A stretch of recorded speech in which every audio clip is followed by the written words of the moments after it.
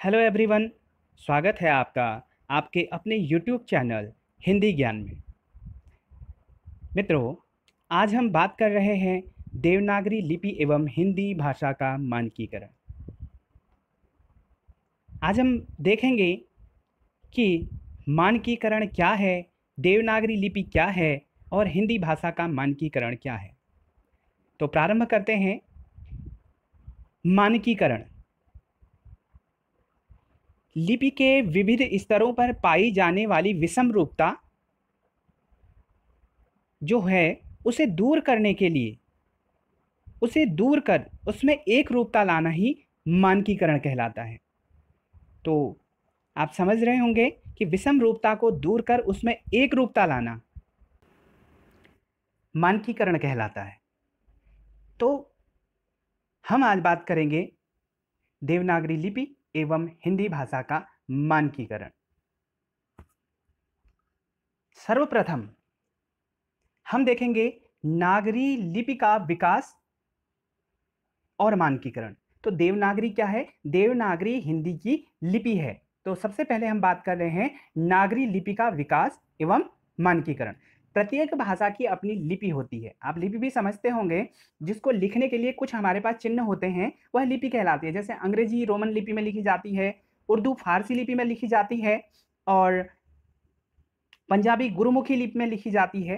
तो वैसे ही हिंदी की लिपि है देवनागरी। तो प्रत्येक भाषा की अपनी लिपि होती है। उस भाषा को जिसमें लिखा जाता है वह लिपि कहलाती है। लिखित ध्वनि संकेतों को लिपि कहते हैं।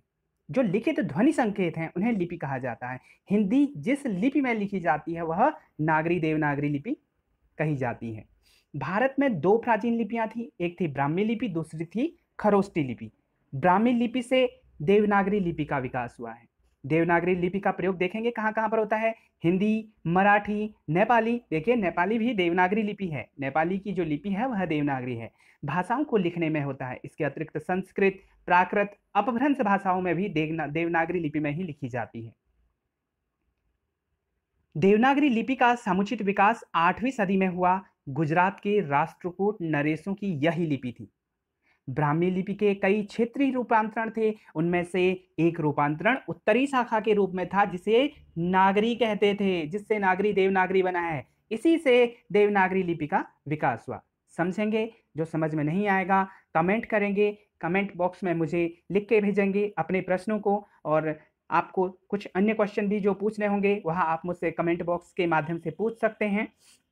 साथ ही हमारे चैनल को जो भी देख रहे हैं वह सब्सक्राइब करें, लाइक करें, जिससे कि आप तक बेल आइकन का बटन दबाएं, जिससे कि आप तक और अन्य वीडियो भी पहुंच सकें। आगे देखेंगे। कुछ लोगों का मत है कि यह गुजरात के नागर ब्राह्मणों की लिपि थी। देखिए, विद्वानों के अपने अपने मत होते हैं। उनमें से कुछ का मत यह है इसके अक्षर तांत्रिक चिन्ह देवनागरी के अनुरूप चौकोर हैं, इसलिए इसे देवनागरी कहने लगे, किंतु यह मत अधिक पुष्ट नहीं है। ब्राह्मी लिपि की उत्तरी शाखा नागरी का प्रयोग जब देव भाषा संस्कृत के लिए होने लगा तो इस लिपि को देवनागरी लिपि कहा जाने लगा।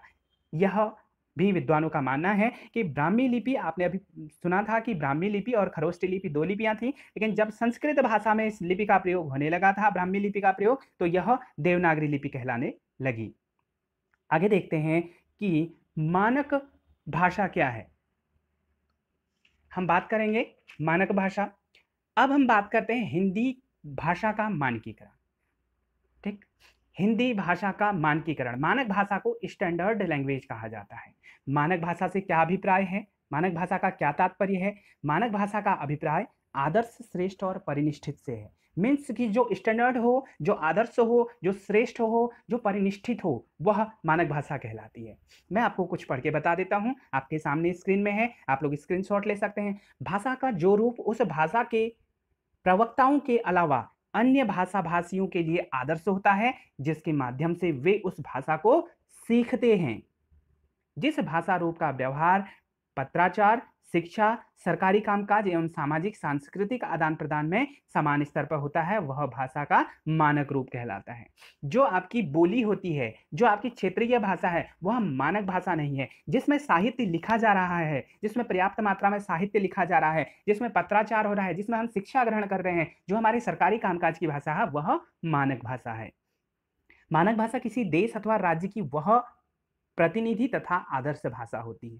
हमेशा जैसे भारत की हिंदी है, तो हिंदी भारत को प्रतिनिधित्व करती है, जिसका प्रयोग वहाँ के शिक्षित वर्ग द्वारा अपने समाज, सांस्कृतिक, साहित्यिक, व्यापारिक व वैज्ञानिक तथा प्रशासनिक कार्यों में किया जाता है, वह मानक भाषा कहलाती है। मानकीकरण, मानक भाषा के विकास के 3 सोपान बताए गए हैं। मानक भाषा का विकास या मानकीकरण के सोपान एक ही बात है। मानकीकरण के 3 सोपान बताए गए हैं या मानक भाषा के 3 सोपान बताए गए हैं। पहला है बोली, फिर है भाषा, फिर है मानक भाषा। मैं आपको उदाहरण के साथ समझाता हूं। बोली, जैसे कि जो हमारी क्षेत्रीय बोलियां होती हैं, जैसे कि कुमाऊनी है, गढ़वाली है, ये बोलियां हैं और उसके अंदर भी बहुत सारे प्रकार की अलग अलग प्रकार की बोलियां बोली जाती हैं। बोली में भी बहुत बदलाव होता है, लेकिन जब वह एक बड़े स्तर में बोली जाने लगती है, वह भाषा कहलाती है। लेकिन वो भाषा जब पत्राचार शिक्षा में जाती है, प्रशासन में जाती है और साहित्य में लाई जाती है, बोली जाती है, और जब वह परिनिष्ठित हो जाती है, श्रेष्ठ हो जाती है, तो वह तीसरा सोपान कहलाती है, जो है मानक भाषा। तो प्रथम सोपान को हम देखते हैं, बोली। पहले स्तर पर भाषा का मूल रूप एक सीमित क्षेत्र में आपसी बोलचाल में प्रयुक्त होने वाली बोली होती है। आपको मालूम होगा कि पहले अवधी और ब्रज भाषा जो थे, बोली थे। हमारी जो खड़ी बोली, जिसे आज हम बोल रहे हैं, जिस लैंग्वेज में, जिस भाषा में मैं अभी बात कर रहा हूं, यह खड़ी बोली हिंदी है, जिसका नाम ही खड़ी बोली है। अर्थात यह एक बोली थी, लेकिन आज यह मानक भाषा है। पहले एक बहुत छोटे क्षेत्र में बोली जाती थी, यह दिल्ली के आसपास बोली जाती थी, हरियाणा के आसपास बोली जाती थी, लेकिन आज इसका क्षेत्र बहुत विस्तृत है, 10 राज्यों में यह बोली जाती है। तो बोली जो छोटे क्षेत्र में बोली जाती है, भाषा एक बड़े क्षेत्र में बोली जाती है। हम लोग देखेंगे, पहले स्तर पर भाषा का मूल रूप एक सीमित क्षेत्र में आपसी बोलचाल के रूप में प्रयुक्त होने वाली बोली का होता है, जिसे स्थानीय, आंचलिक अथवा क्षेत्रीय बोली कहा जा सकता है। इसका शब्द भंडार जो है सीमित होता है, इसमें कम शब्द होते हैं, शब्द अधिक नहीं होते हैं, कोई नियमित व्याकरण नहीं होता है। देखिए, एक नियमित व्याकरण का होना भाषा के लिए आवश्यक है। अगर नियमित व्याकरण नहीं होगा तो वह नष्ट हो जाएगी, बहुत जल्दी खत्म हो जाएगी, बहुत लंबे समय तक नहीं चलेगी। तो बहुत लंबे समय तक अगर हमें किसी को चलाना है, तो उसका व्याकरण होना निश्चित है। अब हम द्वितीय सोपान को देखते हैं।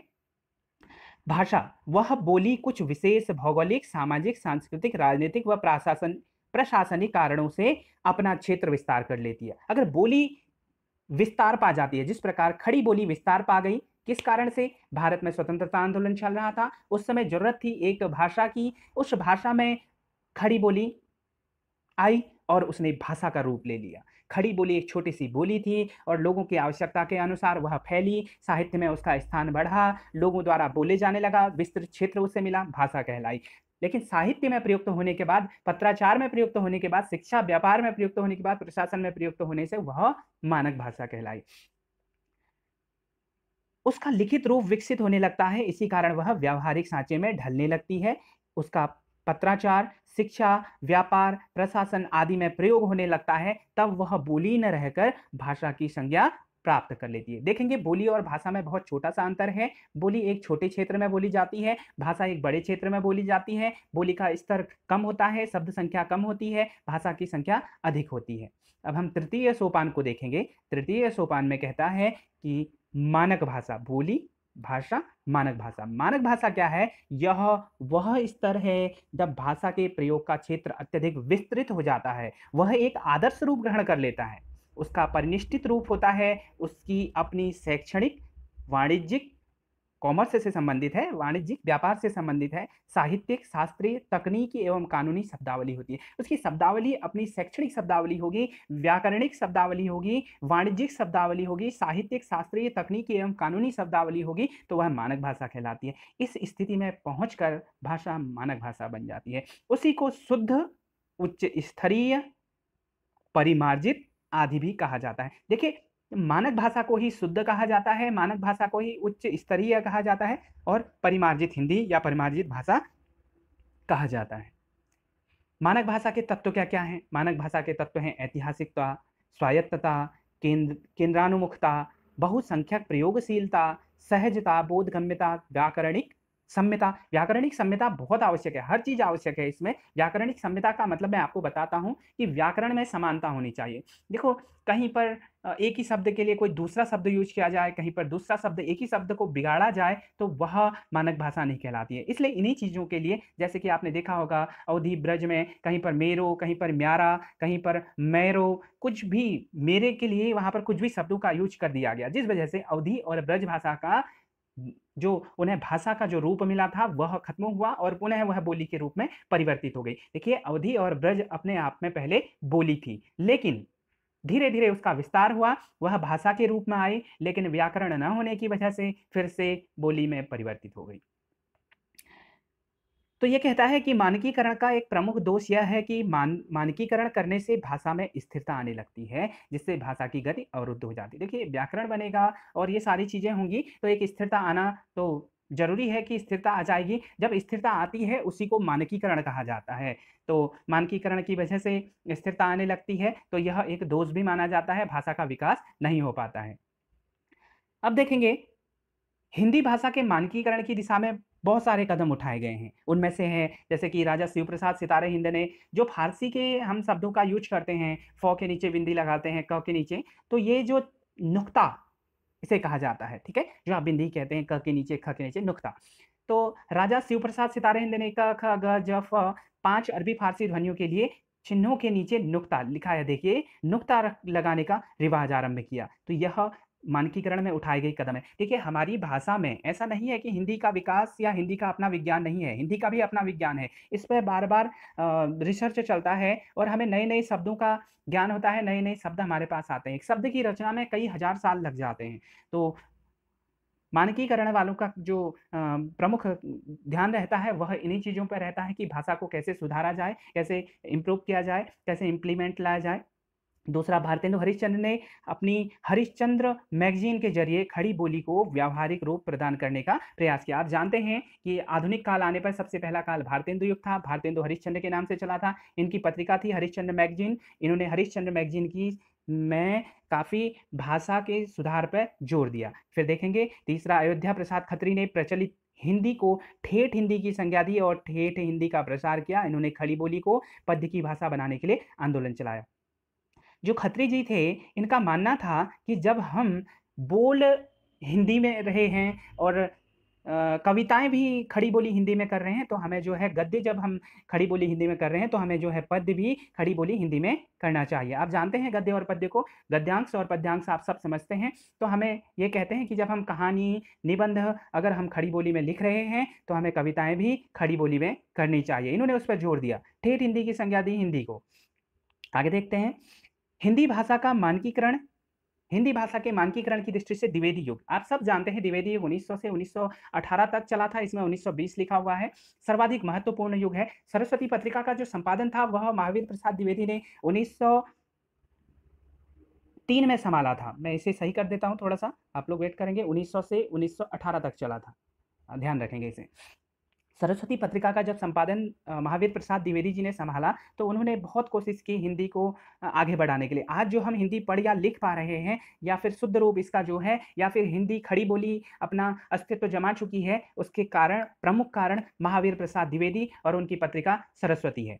तो सरस्वती पत्रिका का संपादन महावीर प्रसाद द्विवेदी ने खड़ी बोली के मानकीकरण का सवाल सक्रिय रूप से और एक आंदोलन के रूप में उठाया। युग निर्माता द्विवेदी जी ने सरस्वती पत्रिका के जरिए खड़ी बोली हिंदी के प्रत्येक अंग को गढ़ने, संवारने का कार्य खुद ही किया। तो आप देख सकते हैं, द्विवेदी जी की प्रेरणा से कामता प्रसाद गुरु हिंदी व्याकरण के नाम से एक वृहद उन्होंने व्याकरण लिखा था। तो ये थी आज की हमारी यह क्लास, हिंदी भाषा का मानकीकरण, देवनागरी एवं हिंदी भाषा का मानकीकरण। इसमें हमने जाना कि हिंदी की लिपि देवनागरी है और लिपि किसे कहते हैं और भाषा का मानकीकरण क्या है, हिंदी भाषा का मानकीकरण क्या है, मानकीकरण किसे कहते हैं, ये सारी चीज़ें आज हमने इसमें जानी हैं। तो आप लोगों को अगर ये क्लास पसंद आए तो मेरे वीडियो को लाइक करें, शेयर करें, सब्सक्राइब करें और बेल आइकन का बटन अवश्य प्रेस करें, जिससे कि आपको अन्य वीडियो भी आप तक पहुँच सकें। आज का वीडियो कुछ लंबा है, देखने के लिए धन्यवाद।